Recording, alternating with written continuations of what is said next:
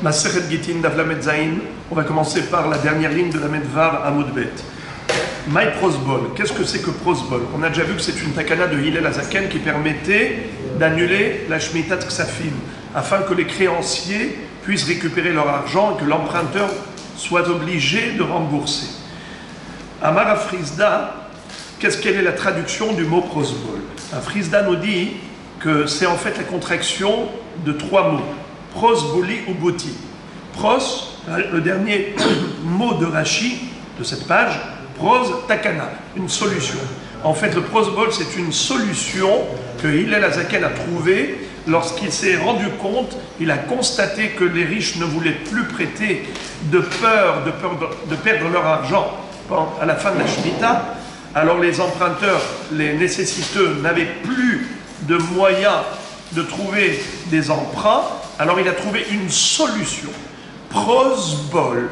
Pros, solution.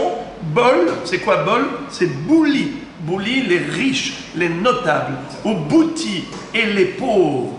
La Gemara dit bouli et loa hashirim. Bouli, c'est les riches. Pourquoi est-ce qu'ils portent ce nom de bouli? Où est-ce que nous voyons que bouli, ça veut dire un riche?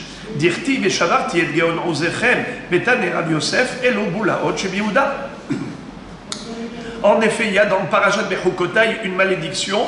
Si Hazve Shalom on s'écarte des chemins de la Torah, Akadosh Baruch Hu nous menace. Et il dit, je vais briser la fierté de votre puissance. De quelle puissance s'agit-il? De la puissance financière.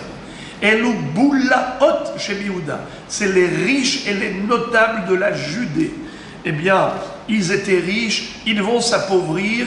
Ça veut dire que, Hazve Shalom, Hachem brise la fierté de l'homme qui avait du pouvoir financier. Et désormais, quand il fait faillite, il n'a plus ce pouvoir. C'est la malédiction de Veshavarti et Geon Rozechem.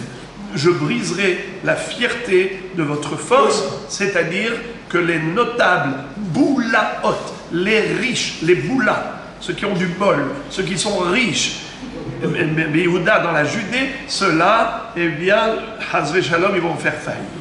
Au bouti, et le mot bouti, ça veut dire aniyim, c'est une solution, pas seulement pour les riches, afin qu'ils récupèrent leur argent, leurs créances, mais aussi c'est une solution pour le pauvre. Bouti, c'est le pauvre. Nous, on sait que bouti, c'est le pauvre. Bouti elo aniyim, dirti ba'avet ta'avitenu, comme il est dit à propos de celui qui prête de l'argent aux pauvres, eh bien, il lui prend un gage.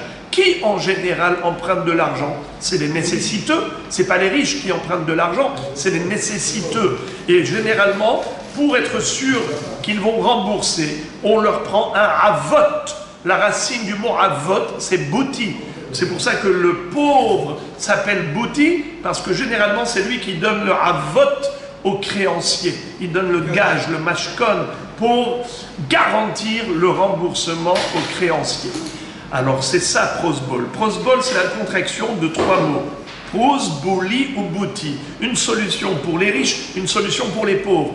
Pour les riches, afin qu'ils récupèrent leur argent même après la Shemitah ne va pas annuler leurs dettes. Et c'est une solution pour le pauvre qui cherche un prêteur. Il cherche un prêteur. Enfin, grâce au prosbol, il va trouver un prêteur, puisque le créancier n'aura pas peur de ne pas se faire rembourser. Il a un prosbol dans la main. D'ailleurs, la Gemara nous raconte Amarle Rava et la Oza, Maï prosbol, Amarle pour ça des Milta. Un jour, Rava a rencontré un homme qui ne savait pas parler hébreu, il parlait plutôt une langue étrangère. Et il lui a dit, dis-moi, qu'est-ce que c'est que prosbol en langue étrangère? Il lui a dit, eh bien, prosbol, c'est pour ça des Milta. Le mot pros, ça veut dire une solution. Alors, moi je trouve qu'en français, on dit le prix. Pros, P-R-I-X. Ça se rapproche de pros. Un prix. C'est-à-dire c'est c'est un prix que l'on donne, c'est un cadeau que l'on donne à qui? Aux pauvres, il trouve un emprunt. C'est un cadeau que l'on donne à qui? Aux riches, il a la possibilité de récupérer son argent. Donc, prosbol uboti, prosboli uboti. Donc, c'était juste au niveau étymologique que la Gemara cherchait à comprendre pourquoi les Hachamim ont qualifié ce shtar de prosbol. Et maintenant, on va revenir à la halacha. Amar Rav Yehuda, Amar Shmuel, Yetomim en tzrichim prosbol. Rav Yehuda nous enseigne au nom de Shmuel que les orphelins n'ont pas besoin de prosbol. C'est-à-dire, des orphelins qui sont petits, ils ont hérité de leur père un patrimoine. Entre autres, dans ce patrimoine-là, il n'y a pas que de l'argent cash, il n'y a pas que des biens immobiliers, il y a aussi des créances. Des créances, ça veut dire leur père a prêté de l'argent à X, Y, Z. Maintenant, ces gens-là doivent rembourser à qui? Au créancier, mais le créancier est mort. Alors à qui il doit rembourser? Aux ayants droit, c'est-à-dire les jeunes orphelins. Alors ces jeunes orphelins, normalement, pour ne pas perdre leur argent, qu'est-ce qu'ils auraient dû faire? Un prosbol. Mais ils sont mineurs, ils n'ont pas la conscience pour aller au Beddin et faire un prosbol. Eh bien, même s'il n'y a pas de tuteur, on n'a même pas besoin de cela. C'est qui va faire le prosbol à leur place? Eh bien, c'est les dayanim de chaque génération. Ils se substituent au père. C'est comme si ils étaient les tuteurs des orphelins mineurs. Regardez comment c'est joliment dit. Amar Rav Yehuda Amar Shmuel, Yetomim en tzrichim prosbol. Les orphelins mineurs qui sont les ayants droit de ces créances, ils sont eux maintenant les créanciers à la place de leur père. Leur père, il aurait fait un prosbol s'il était là, mais eux, ils sont inconscients. Qui va faire le prosbol à leur place? Eh bien, ce n'est pas la peine de faire prosbol. Pourquoi? Regardez comment c'est beau. Yetomim en tzrichim prosbol de Rabban Gamliel ou Beddino avihem shel yetomim. Rabban Gamliel et son Beddin, eh bien, ce sont eux les parents des orphelins. C'est qui les parents des orphelins? C'est les dayanim de chaque génération. Comme ça dit Rashi, Rabban Gamliel ou Beddino, que l'Omar Nessi'e Israël shebechol dor vador. Les Nessi'im d'Israël dans chaque génération doivent prendre à cœur les orphelins et s'occuper de la gestion de leurs biens. Donc c'est comme si Rabban Gamliel était venu faire un prosbol à leur place. Et maintenant une nouvelle halakha. Tenan Hata. On a appris dans une Mishnah de Masechet Shevi'it, qui parle de la Shemitah évidemment. En kodvin prosbol ela ala karka. What is it? Alors, une chose qui est nouvelle, c'est que pour pouvoir écrire un prosbol, il faut posséder un bien immobilier. C'est-à-dire, l'emprunteur doit avoir un karka pour que le créancier puisse écrire un prosbol. Je répète, le créancier qui a prêté de l'argent à l'emprunteur, pour s'assurer que l'emprunteur lui rembourse même après la Shemitah, alors le créancier doit établir un prosbol auprès du Beddin. Mais dans quelles conditions il est habilité à le faire? Que dans la mesure où l'emprunteur a un bien immobilier, un karka. Hypothèque. Mais ils n'ont pas de bien, les pauvres. Un pauvre n'est pas censé avoir Alors ici, je vous entends révolté. Je vais répondre selon l'ordre chronologique. Vous avez commencé, vous, à poser la question. Vous avez dit, mais comment il va avoir un bien immobilier? Mais le Yovel fait que c'est restitué au créancier. Alors déjà, on ne parle pas de l'époque du Yovel, d'après Rabbi, qui avait dit que Hillel Azaken était après la période du Yovel. Donc le Yovel n'existait plus. Et la Shemitah Ksafim n'était que Midei Rabbanan. Donc déjà la question n'existerait pas d'après Rabbi.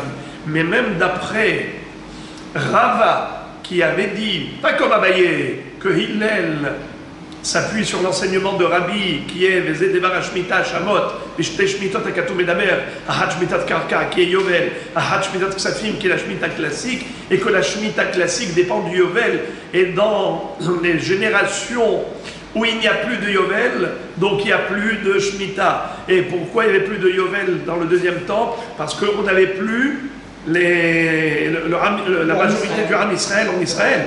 Ceux qui sont revenus avec Ezra à Sofer, c'était qu'une minorité du peuple. On n'avait pas la majorité du peuple juif en Israël, donc il n'y avait pas de Yovel, il n'y avait pas de Shemitah. C'est pour cela que le prosbol fonctionne.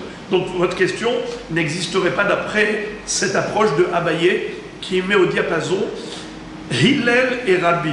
Mais votre question est valable selon Rava, car Rava a dit que même à l'époque du Yovel, le prosbol pouvait être valide, valable, étant donné que Hefker, Bedin, Hefker. Même si la Shemitah est mise à Torah, le prosbol a sa place. Pourquoi? Car la Torah donne au Hachamim le pouvoir de déposséder quelqu'un pour transférer son argent à l'autre, de prendre de l'emprunteur pour donner au créancier. Grâce au prosbol, c'est un pouvoir de nos maîtres. Et ça, c'est même à l'époque du Yovel. Et vous dites, mais s'il y a le Yovel, donc il n'a plus de karka, parce que le karka revient à son ex-propriétaire. Alors, venez, on va imaginer. De quelle année s'agit-il? L'année où le Yovel est déjà arrivé ou pas? Parce que le Yovel, c'est tous les 50 ans. Et pendant le Yovel, il n'y a pas de Shmitat Ksafim, il n'y a que le karka qui est interdit de travailler la terre, il faut la laisser en jachère, abandonner les fruits, mais il n'y a pas de Shmitat Ksafim qui compte. Avant la 49e année. Très bien. Donc pendant les 49 ans, avant la Shemitah, avant le Yovel, pardon, eh bien la Shmitat Ksafim, c'est à ce moment-là qu'elle a lieu. Et à ce moment-là, il y a le karka encore. Donc ça c'est premièrement. Primo, secondo, peut-être que lui-même il avait vendu un karka et au Yovel, il va récupérer son karka. Donc il a le karka. Donc ça, c'est pas un problème.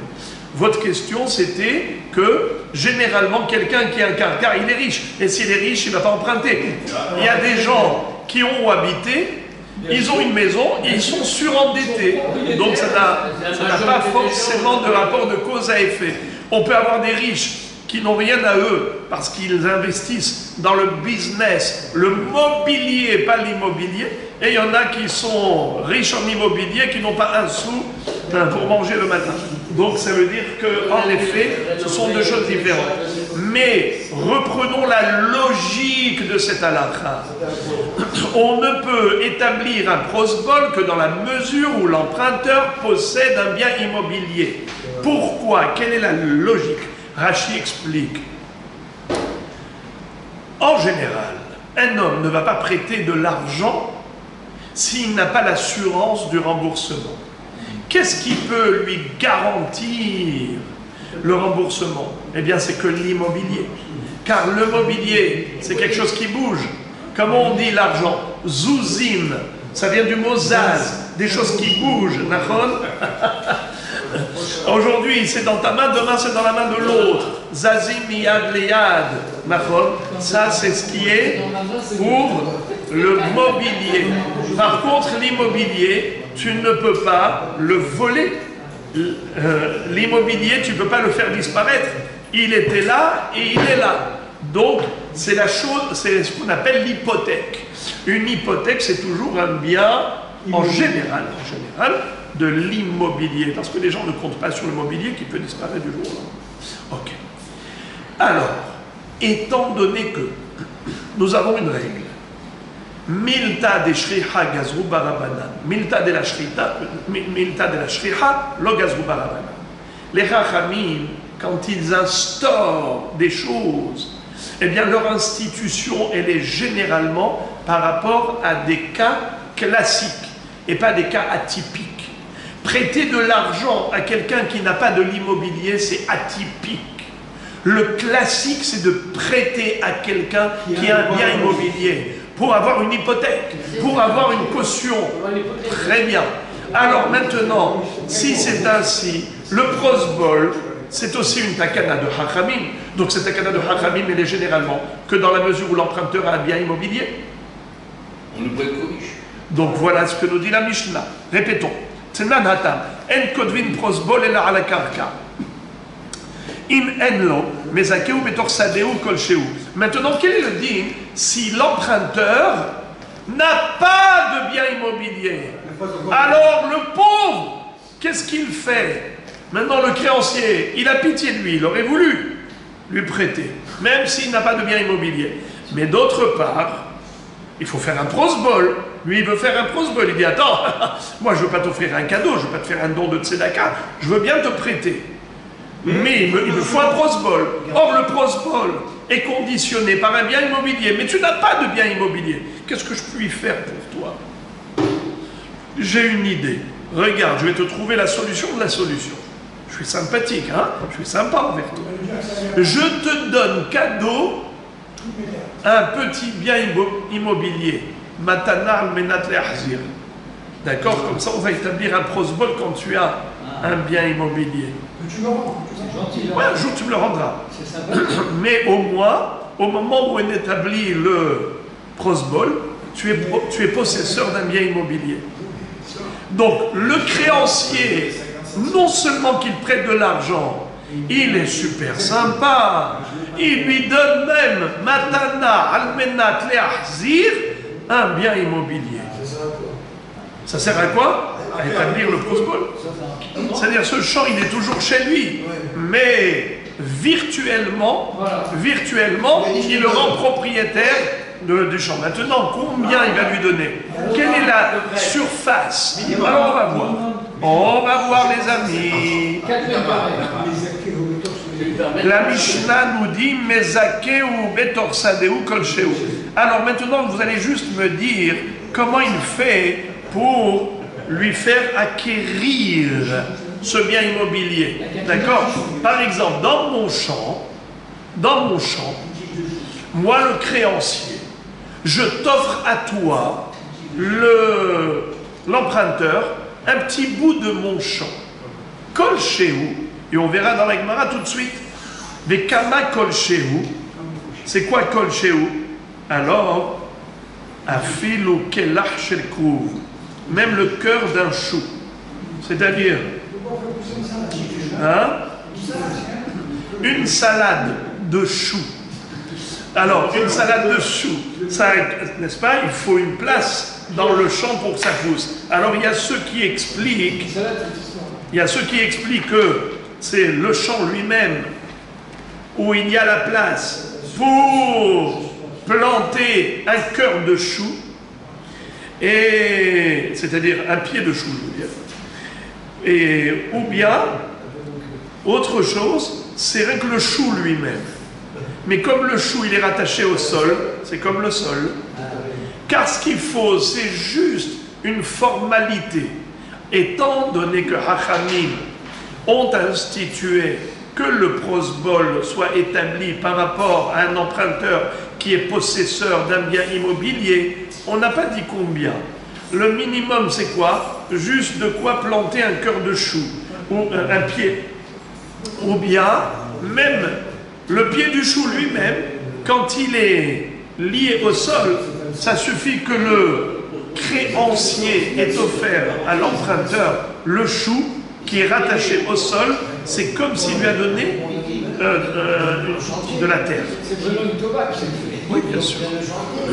Pourquoi non? Et maintenant, on va encore plus loin. Amar Rabbi Yehuda, afilu ishilo makom netanur vekiraim. C'est-à-dire que juste s'il lui a prêté un endroit pour placer son four ou placer son fourneau, kiraim, quelle est la différence entre tanour et kiraim? Tanour, c'est pour mettre dedans une kedera ou du pain. En fait, ça a une forme conique. Tu peux mettre dedans une marmite. Mais kiraim, c'est une forme rectangulaire. Tu peux mettre dedans 2 marmites, ou à l'intérieur ou dessus. Vous savez comment c'était fait? En argile, C'était rectangulaire. En haut, il y avait 2 trous. Et en bas, il y avait une entrée. On mettait les bûches de bois ou le charbon en dessous. Et après, tu pouvais mettre soit la marmite à l'intérieur, soit au-dessus. Et la chaleur montait au travers des trous. Bon, en tout cas, si le créancier a prêté à l'emprunteur pas seulement de l'argent, mais même chez lui à la maison, il lui dit, regarde, ou bien dans mon jardin, je te laisse la place pour déposer ton four. Je te prête l'endroit dans mon jardin pour déposer ton fourneau. Eh bien, c'est comme si l'emprunteur était propriétaire de l'emplacement du four. Puisqu'il a le droit d'utiliser cet endroit pour mettre son four, c'est comme s'il était propriétaire de l'emplacement du four. Et donc, s'il est propriétaire d'un bien immobilier, on peut établir le prosbol. Parce qu'il faut juste une formalité. Pourquoi il ne fait pas cadeau directement? Parce que Hachamim ont interdit.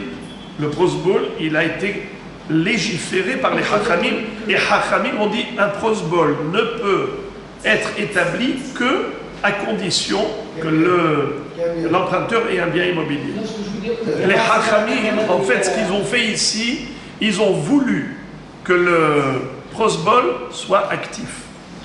Alors la Gemara maintenant pose la question et elle dit Eni ve'atane Hillel en kotvin prosbol ela al atzitz nakuv bilvad nakuv in sheno nakuv lo amai ve'aika mekomo. C'est-à-dire, quel est le din si jamais l'emprunteur a eu le droit d'utiliser chez le créancier une place où il a posé un hatzit, nakour, un pot de fleurs qui était perforé. On a déjà dit plusieurs fois que au travers de l'orifice qu'il y a dans le pot d'argile, il y a une connexion entre le sol et le terreau qui est dans le pot de fleurs. Naron, c'est comme si le pot de fleurs était planté sur le sol. Mais il est planté. Oui. À À un moment donné, carrément, ouais. Mais on n'a pas besoin d'en arriver là. Rabbi Shlomo Hatzadik, même avant que ça prenne racine à l'intérieur, même avant, c'est déconnecté, mais du fait qu'il y a une yénika, c'est-à-dire que le terreau du pot puise aussi dans l'humidité du sol, ça crée une connexion. Cette connexion fait que c'est comme si il avait une partie du sol, car il puise dans le sol. Alors la Gemara fait la déduction suivante, elle dit mashma, que c'est seulement si le pot de fleurs était perforé, mais si il était hermétique et qu'il n'y avait pas de trou en dessous pour créer la relation avec le sol, alors il est considéré déconnecté du sol. Et dans ce cas-là, on ne peut pas faire un prosbol, car ça ne s'appelle pas qu'il est propriétaire d'un sol.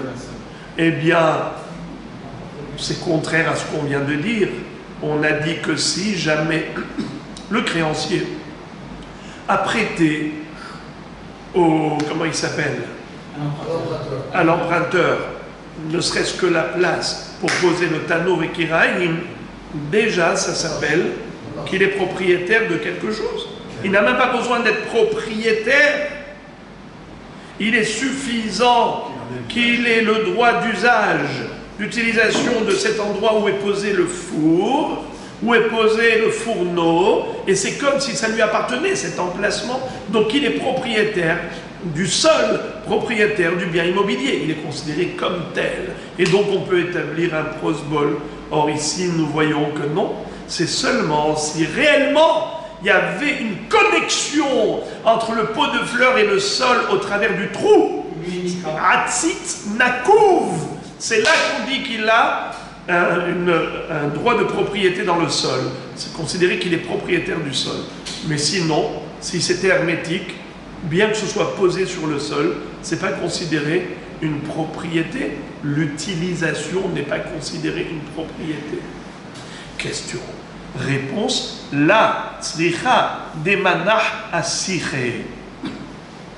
Tu as raison que si Béhémet, l'emprunteur, avait posé le pot de fleurs sur le sol, eh bien, étant donné qu'il utilise l'emplacement du pot, alors cet emplacement, cette partie du sol, cette surface qui devient le support du pot de fleurs, même si c'est un hatzitz chez Eno Nakouv, même si c'est un pot de fleurs hermétique, c'est valable. Pourquoi? Parce que le droit d'usage, le droit d'utilisation est considéré comme une propriété pour le prosbol. Alors pourquoi est-ce qu'ici ça n'a pas marché? Pourquoi est-ce qu'ici on a exigé qu'il y ait un trou dans le hatzitz? C'est parce qu'on parle d'un hatzitz qui est suspendu en l'air.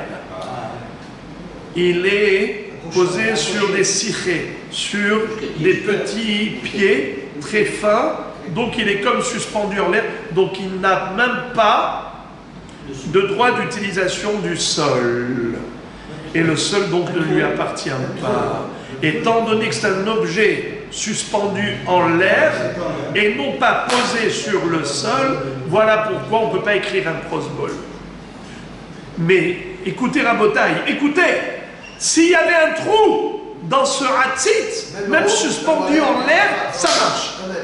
Pourquoi? Parce qu'il puise du sol la yenika. Il utilise le sol. Il utilise la yenika. Rav Ashi makne legidma dedikla vekatav ale prosbol. Lorsque Rav Ashi prêtait de l'argent, et il savait que l'emprunteur n'avait pas de bien immobilier. Que faisait-il pour prêter? Alors il était super sympa. Il lui disait, afin d'établir un prosbol, moi je vais te prêter un tronc d'arbre. C'est-à-dire en fait, il y avait un déquel, un palmier, qui était sectionné, et il n'y avait sur le sol qu'une partie du tronc qui avait déjà été sectionné.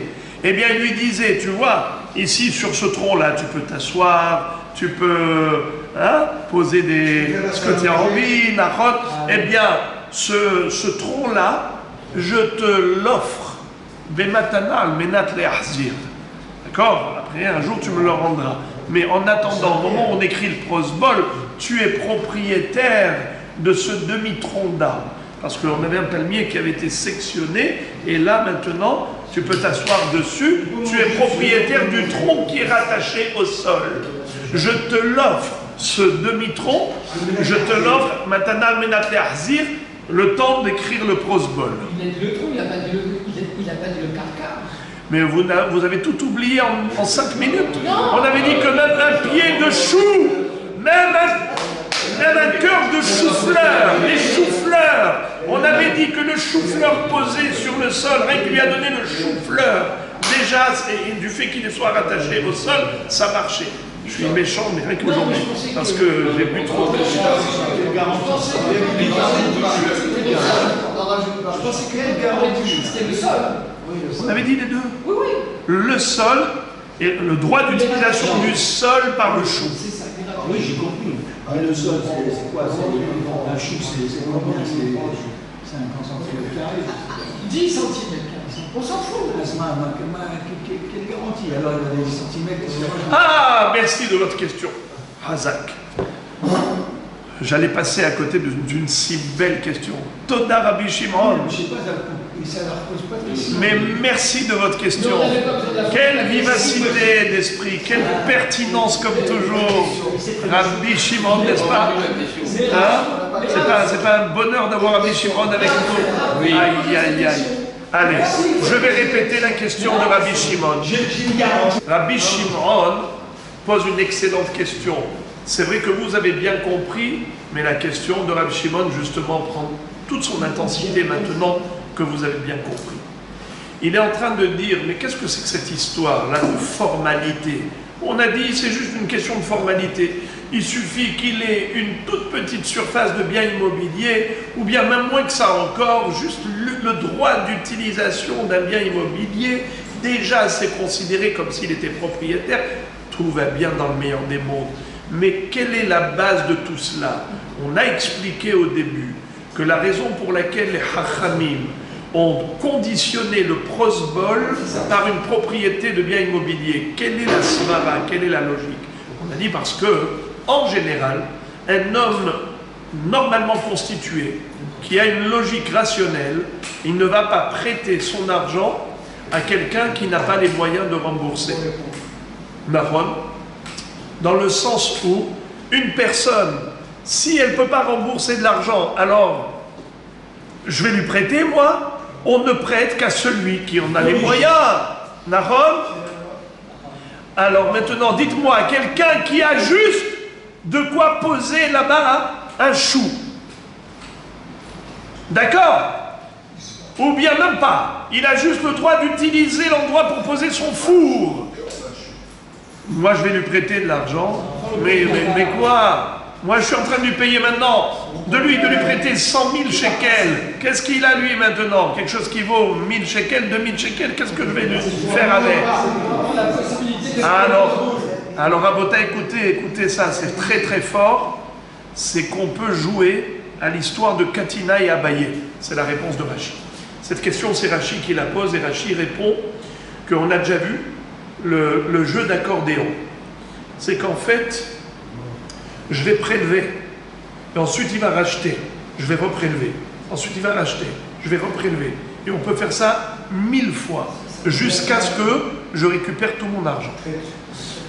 Dans le sens où l'hypothèque d'un bien immobilier n'est pas restreinte qu'à la valeur actuelle de ce bien immobilier, mais à sa valeur potentielle. Et la valeur potentielle, elle est du fait du jeu d'accordéon.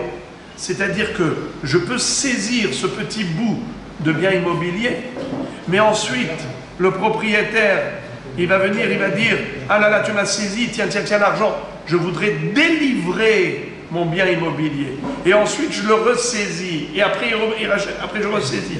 Ça veut dire qu'un bien immobilier, c'est une valeur sûre. C'est une valeur certaine. Donc, c'est pour cela qu'elle recèle, cette petite parcelle recèle en elle le potentiel de multi-remboursement jusqu'à épurer toute la dette. C'est pour cela que Hachamim, dans leur sagesse extraordinaire, ils ont dit, si prosbol doit avoir lieu, ça doit être établi que dans la mesure où l'emprunteur a un bien immobilier, car un homme ne prête que quand il a une certitude de remboursement. Ça, c'est le cas général. Et donc, il est suffisant qu'il ait même un petit bout de bien immobilier. Mais un petit bout de bien immobilier, qu'est-ce qu'il va faire avec ça? Eh bien, oui, on peut jouer à l'accordéon. On lui saisit, il va racheter, on va lui ressaisir, il va racheter, et ainsi de suite. Donc, finalement, on va épurer toute la dette. C'est ça l'idée qui se cache derrière. Et maintenant, la Gemara raconte Rabbanan de Rav Aché Masre Milayhu Lahadade. Hachamim, lorsqu'ils empruntaient de l'argent, ils n'écrivaient pas le prosbol, ils le disaient verbalement. C'est-à-dire, par exemple, Rabbi Shimon emprunte de l'argent à Rabbi Moshe. Nahon. Alors qu'est-ce que faisait Rabbi Moshe? Il venait chez Rabbi Yahya et lui disait vous êtes ici 3 Dayanim, n'est-ce pas? Rabbi Yahya, Rabbi Reuven et Rabbi David. Très bien. Eh bien, moi, je viens vous dire que j'ai des dettes, plutôt j'ai des créances, et je vous transmets mes créances. Besoin d'écrire? Pas besoin d'écrire. Le verbal, c'est comme l'écriture chez les Hachamim, car les Hachamim connaissent l'idée du prosbol. Ils n'ont pas besoin d'écrire. D'ailleurs, la Gemara raconte Rabbi Yonatan Massar Milel et Rabbi Hiya Baraba. Rabbi Yonatan, un jour, il est venu et il a dit à Rabbi Hiya Baraba, qui était le Dayan, il lui a dit à son Rabbi Hiya Baraba avec son beddin, Mosrani bifnechem, il a dit ça comme ça oralement. Amarle tzrichina mide harina, j'ai besoin d'écrire, j'ai besoin d'autre chose, il faut que j'écrive. Amarle lotzarichat, il lui a dit, tu n'as pas besoin d'écrire, il est suffisant pour des hachamim de le dire oralement.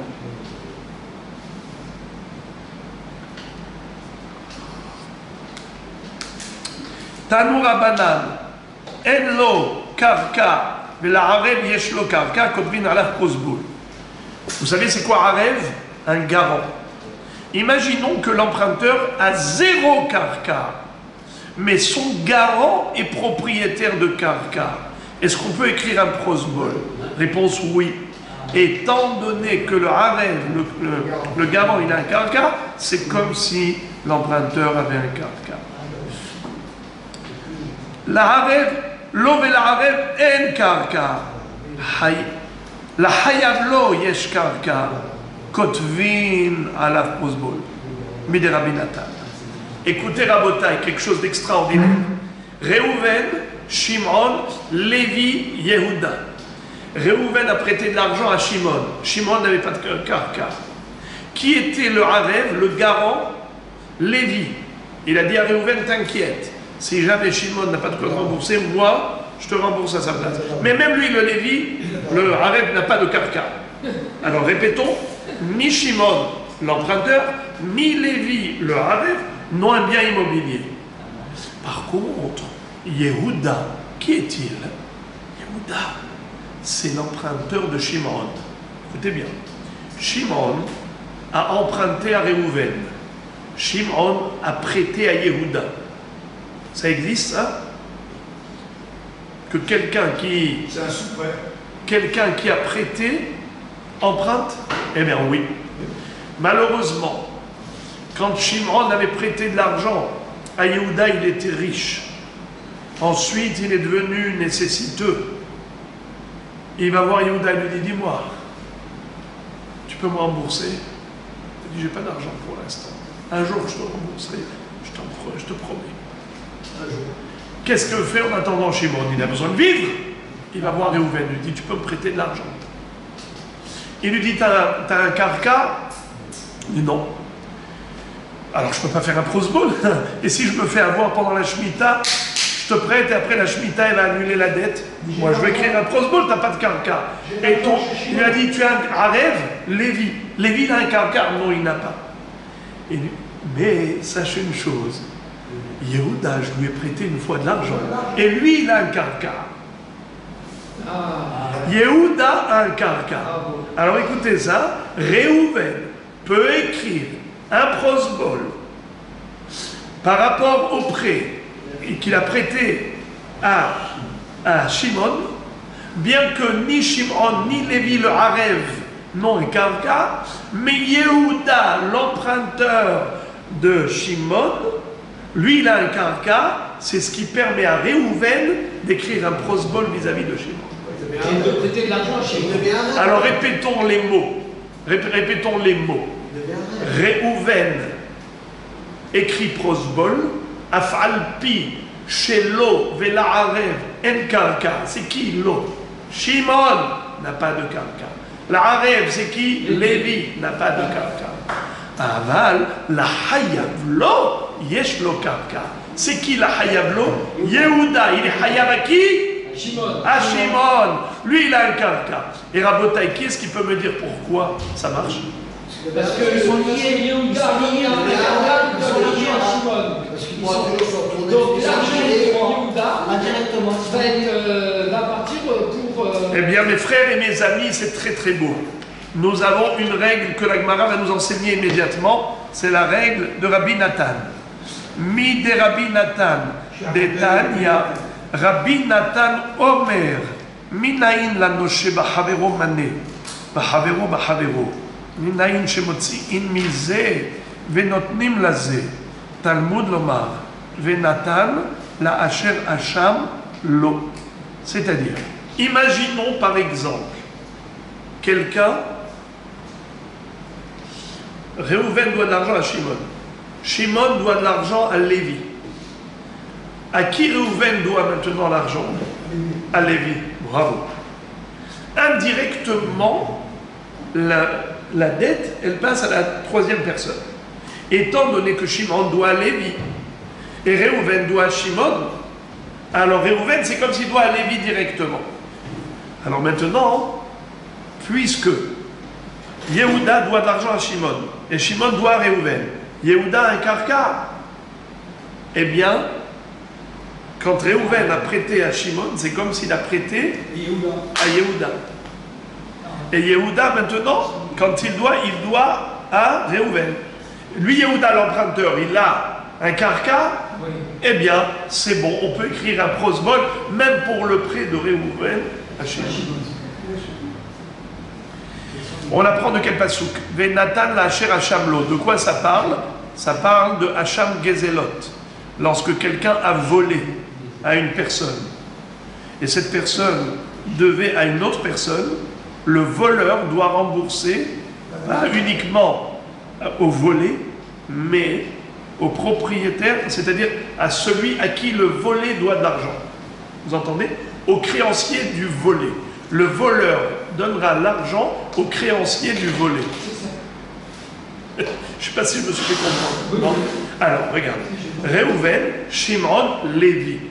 Lévi a volé de l'argent à Shimon. Shimon avait emprunté de l'argent à Réhouven. Maintenant, Lévi doit rembourser à Shimon. Eh bien, il va rembourser directement à Réhouven. Venatan, la Asher, Hacham, Lo. Il donnera à qui de droit? Le capital. Ça veut dire qu'il y a une dette indirecte. Encore une halakha. Tnan hatam, ashevi'it, meshametet et amilve, ben bishtar, ben shelo bishtar. Vous l'avez compris, cette Gemara que nous sommes en train d'étudier aujourd'hui, elle est facile. Pourquoi elle est facile? Parce que ce sont des halakhot concernant la Shemitah de Kesef, Shemitah de Ksafim, et à chaque fois, on débat, on analyse ces halakhot. Voilà maintenant une nouvelle halakha. Laquelle? Tnan hatam, on a appris dans ma sechet Shevi'it. A Shevi'it, meshamet et tamilva, ben bishtar, ben shelo bishtar. La Shemitah peut annuler une dette, aussi bien une dette qui était bishtar, comme une dette qui était shelo bishtar. C'est quoi shtar? Eh bien, c'est un acte de prêt.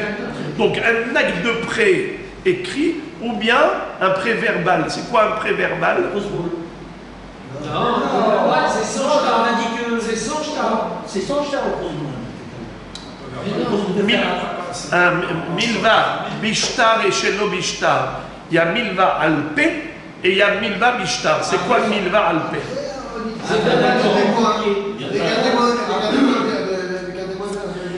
Milva bishtar, c'est un acte notarié. C'est-à-dire, je vous ai prêté de l'argent, il y a des écrits, il y a une signature, il y a des témoins.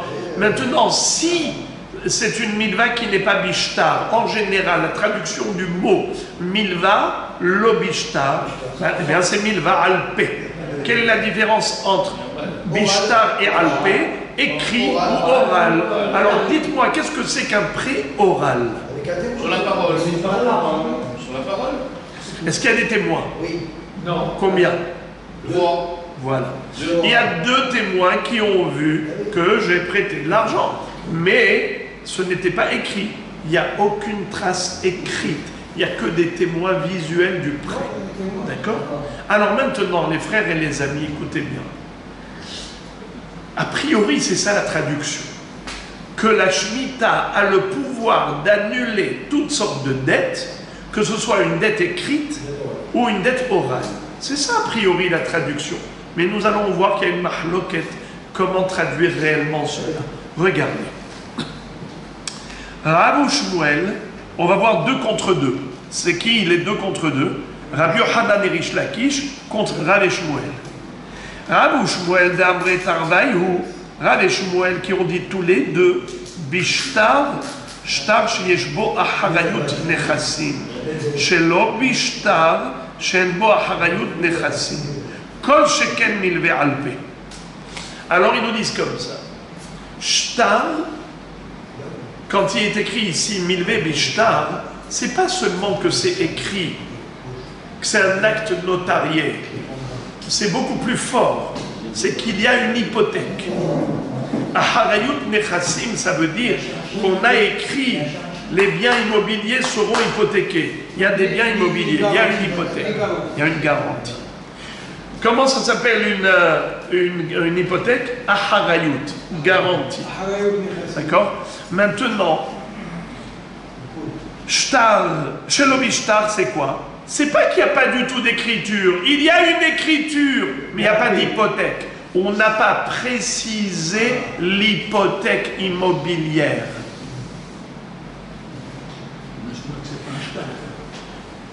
Alors répétons, c'est quoi bishtar? C'est avec une hypothèque. Pas seulement un contrat écrit, mais avec hypothèque. Chez l'obishtar, c'est un contrat écrit, c'est un acte de prêt écrit, mais sans garantie, sans hypothèque. La Shemitah peut annuler ses dettes, oui ou non? On a dit oui. Ashvi'it meshamet et al-milva, ben bishtar, ben shelo bishtar. Rabotai, qu'en est-il d'un prêt oral? À plus forte raison.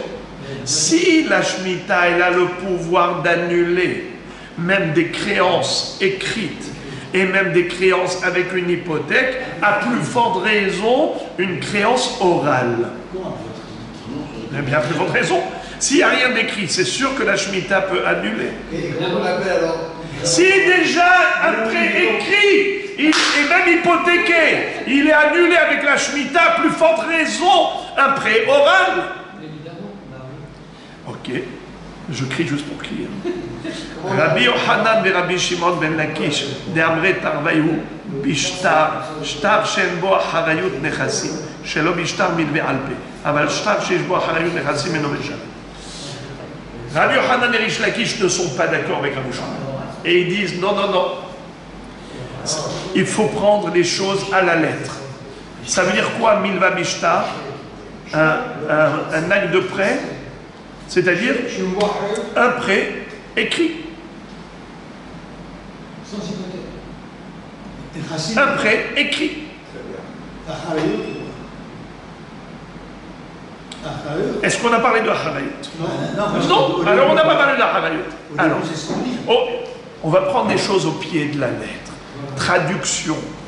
Rabbi Yochanan Rish Lakish, ils sont simples. Ils disent qu'est-ce qui est écrit ici? Milva bishtar.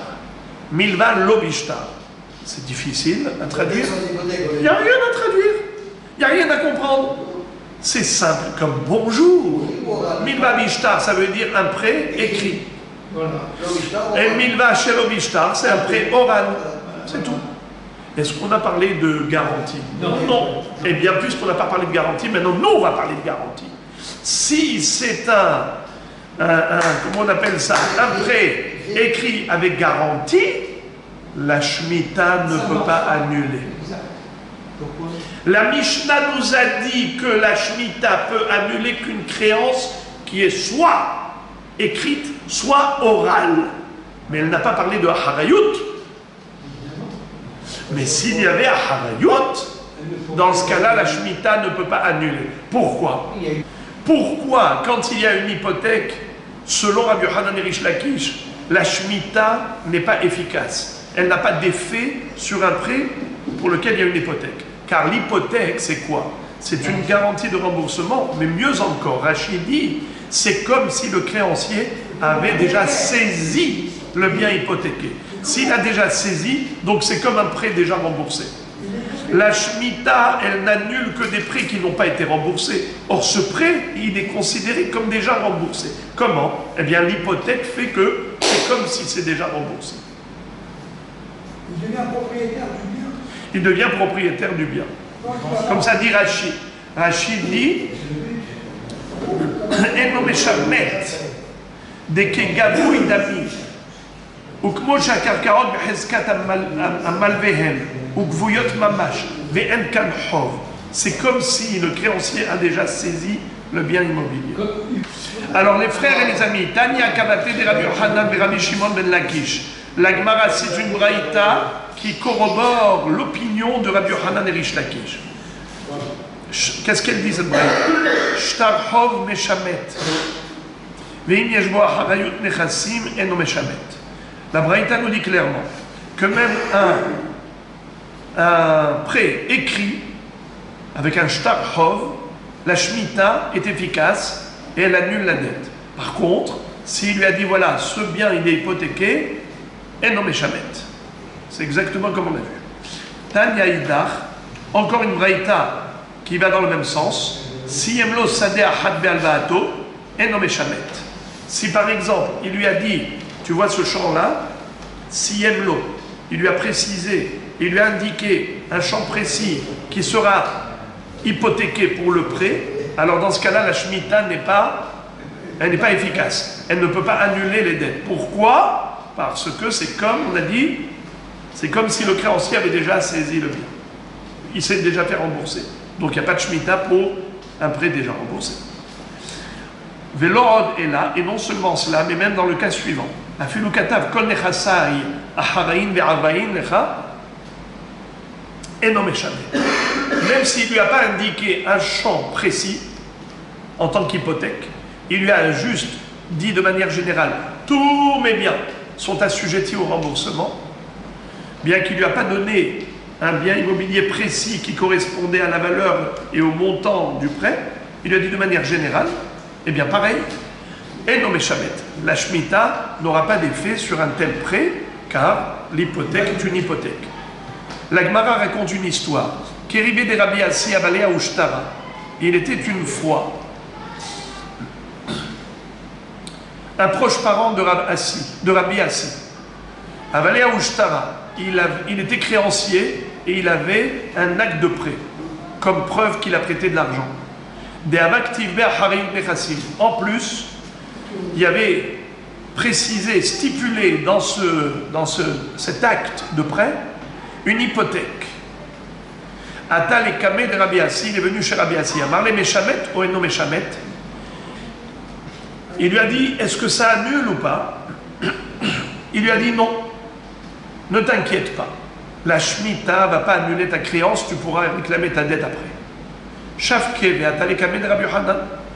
Le cousin de Rabbi Assi, après avoir entendu de Rabbi Assi qu'il n'a aucun souci, la Shemitah de toutes les façons ne va pas annuler la dette vu qu'il y avait une hypothèque, il a été reposé la même question à Rabbi Hanan, qui était le rave de Rabbi Assi.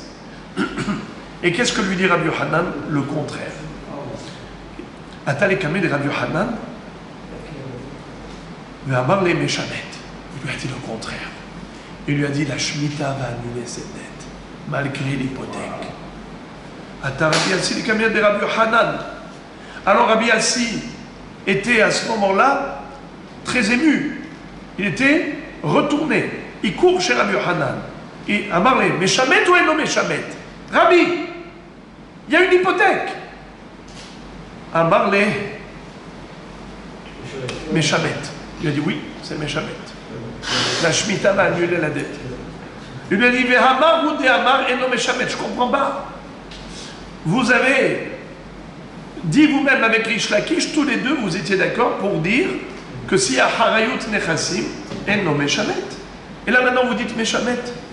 Vous vous contredisez. Regardez la réponse qu'il lui a donnée. Rabotai, attachez la ceinture. Amarle, Bechi mi pene sheanu medamin naase maase. Il lui a dit parce que nous, on s'imagine quelque chose, alors penses-tu qu'on va se permettre d'appliquer la chose comme on se l'imagine? C'est-à-dire, il y a des choses que j'ai entendues de mes rabbinim. Là, je n'ai pas de doute. Mais il y a des choses que je pense que c'est comme ça. Mais je ne compte pas sur mon intelligence. Je ne vais pas être mekil sur la base de mon intelligence. Je peux être mahmir, mais je ne peux pas être mekil. Si j'ai entendu la koula de mes maîtres, je suis mekil. Mais si je n'ai pas entendu la koula de mes maîtres, la tolérance, eh bien je suis mahmir.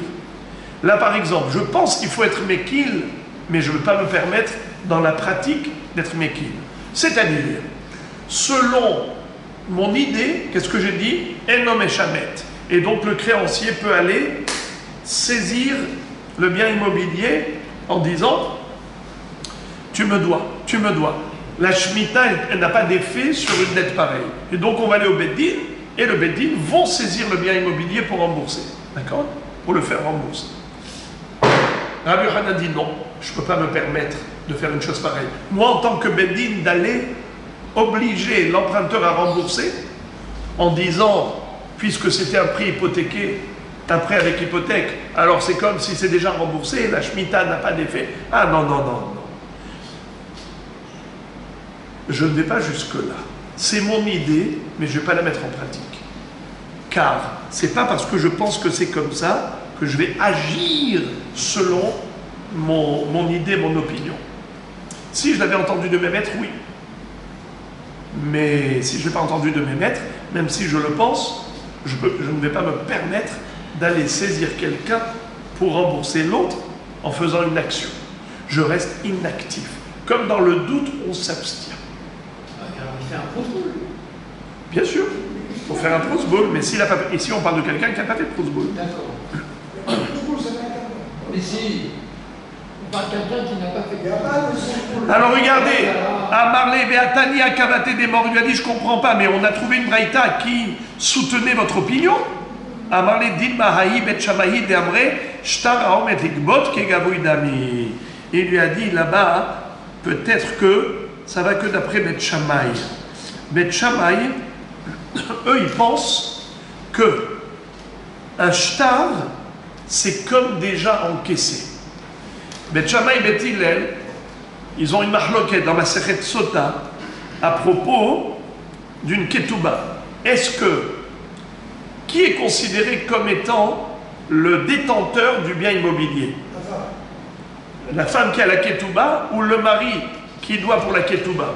Eh bien, figurez-vous que c'était une mahloket. Bet Shammai disent que la femme qui a la ketouba en main, c'est comme si elle est détentrice du bien immobilier. Alors il dit, cette baraïta qui dit que s'il y a une hypothèque, c'est comme si c'est déjà remboursé, ça, c'est peut-être Bet Shammai. Cette baraïta, peut-être qu'elle va que d'après Bet Shammai, qui dit que ça va même d'après Bet Hillel. C'est pour ça que dans le doute, je m'abstiens.